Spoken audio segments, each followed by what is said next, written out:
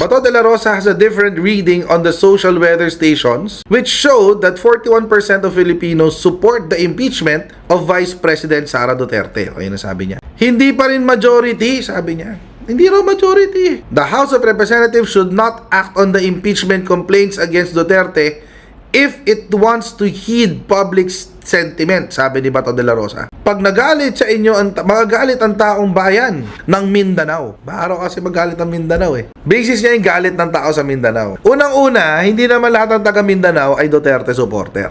Number 2, maski sa survey netong SWS, ay merong 22% na taga Mindanao na nagsabing oo, impeach niyan. Dumaan sa newsfeed ko tong balita na to, sinabi ni Bato de la Rosa. Nagkalat na naman ng kabobohan niya to si Bato de la Rosa. As usual, nagkalat na naman siya ng kabobohan niya, mga kotsero. Alam niyo, mga kotsero, pag may bumoto talaga kay Bato de la Rosa sa sa election na to, ewan ko na lang talaga. May problema eh. Doon sa mga statement niya recently. Well, he's actually really not that bright naman in the first place. But tira natin. Ito kasi yung sinabi niya. Hindi pa rin majority, sabi. Hindi pa rin naman daw majority. Bato de la Rosa counter survey showing more Pinoys for Sara Duterte impeachment. Ito na. Pag-usapan na natin. Ay, mga kotsero, iniisip ko na lang dapat talaga, baka I'm giving Bato de la Rosa too much credit. Baka parang, kasi ito si Bato parang, di ko alam, ko ba i-describe itong si Bato de la Rosa? Parang, minsan nga, I feel that I'm giving him too much credit pag sinasabi ko na, pag iniisip ko na kayang mag-isip ni Bato de la Rosa, kaya niyang patakbuhin ang kanyang utak. Naging PNP chief ka na, naging senador ka na, bobo ka pa rin. At ito kasi pinagbabasihan yan, mga kotsero. Ito. SWS confirms December 2024 survey for a Strat-based consultancy on the impeachment complaint against Vice President Sara Duterte. Tapos dito sa napag-alaman natin sa survey na ito ng kinonduct ng SWS, na 41%, mga kotsero, 41% ng mga Pilipino ang pabor na i-impeach si Sara Duterte. Ito raw yung mga tao, ito raw yung grupo ng tao sa Pilipinas na gustong ipa-impeach si Sara Duterte. Ilan ba ang nito? It's a survey of 2,160 adults, 18 and above. Tapos, yung distribution? 1,080 sa Balance Luzon, 360 sa Metro Manila, Visayas, and Mindanao. So, marami-rami na survey. Bakit po ba tayo nagsusurvey? Alam nyo, mga kotsero, isa po sa mga fake news na ikinakalat ng ibang mga DDS ay biased ang surveys. Actually, mga kotsero, not all surveys are biased.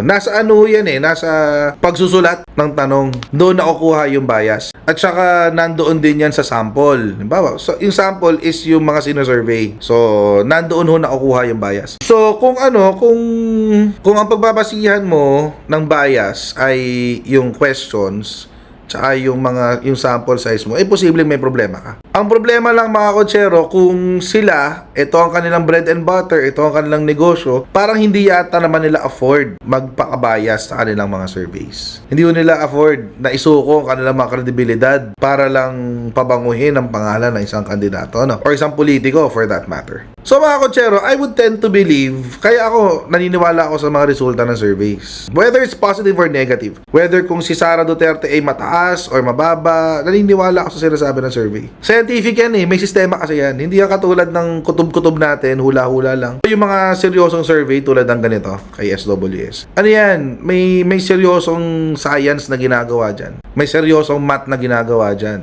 Statistics na ginagawa dyan. So, hindi ko yan simple. And, kapag may mga ganito pong resulta, mga kotsero, tulad nito, 41% ng mga Pilipino ay agree na tanggalin si Sara Duterte. May basis yun. Marami yung kasing nalilito sa sample size Sinasabi nila, 2,000 lang naman yung sinurvey na yan Mas marami pa nga yung reaction sa Facebook. Mas marami pa nga yung mga survey sa Facebook Umaabot ng libo-libo, 5,000, 10,000, etc. etc.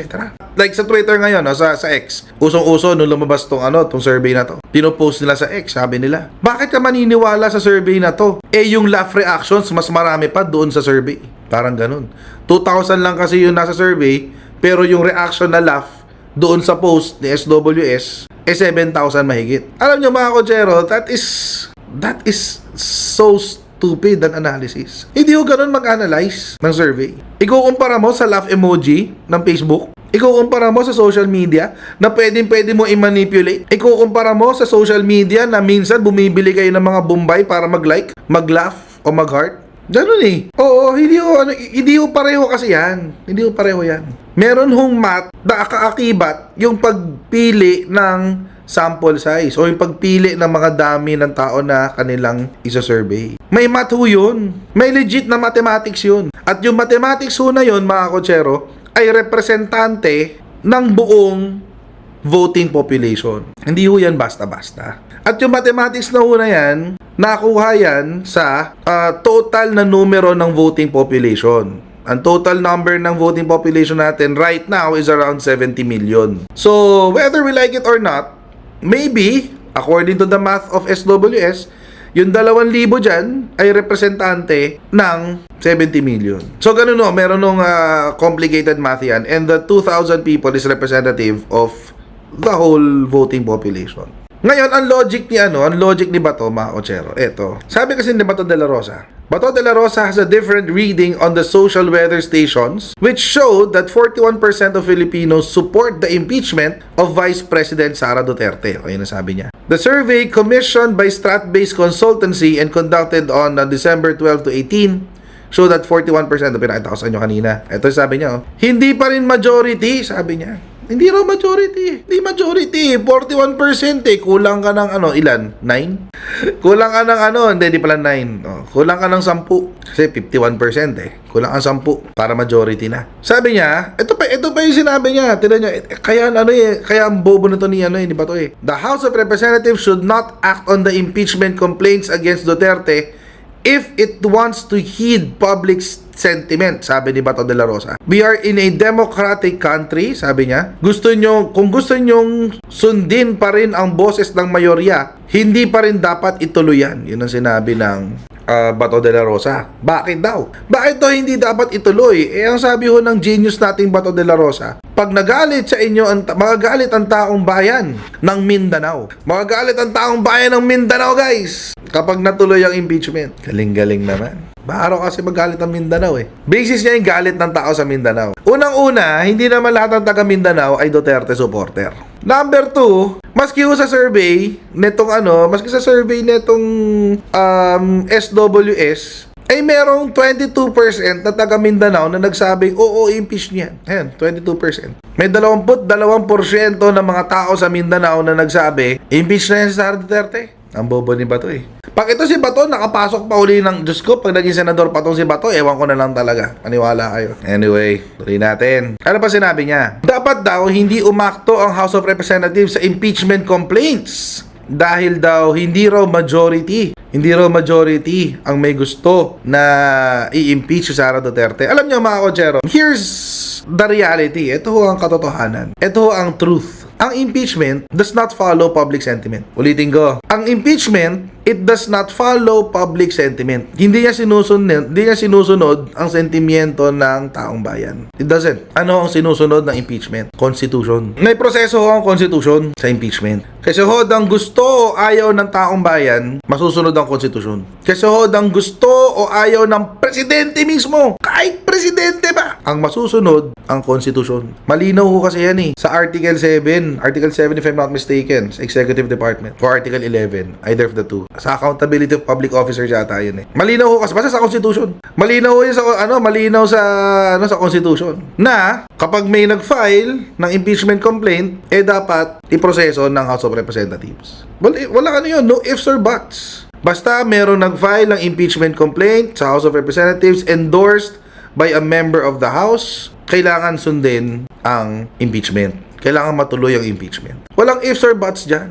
May proseso pa nga sa Constitution dyan eh. Dapat within 10 session days, maisumite yan sa plenary, yung articles of impeachment. Tapos, pag naisumite na sa plenary, i-refer yan doon sa designated committee. In this case, the Committee on Justice. At doon na bubusisiin yan, doon na pag-aaralan yung impeachment complaint. If it is sufficient in form and in substance. Ganun yun.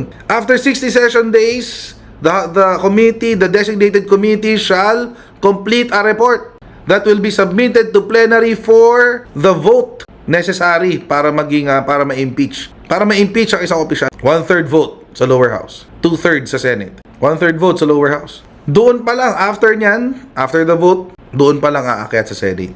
So, mga Kojero, it has nothing to do with public sentiment. Walang pake ang konstitusyon sa nararamdaman mo. Kasi hodang gusto mong matanggal si Sara o hindi. It doesn't, walang ano yan, walang bearing yan sa sa mata ng hustisya. Sa mata ng konstitusyon, walang bearing yan.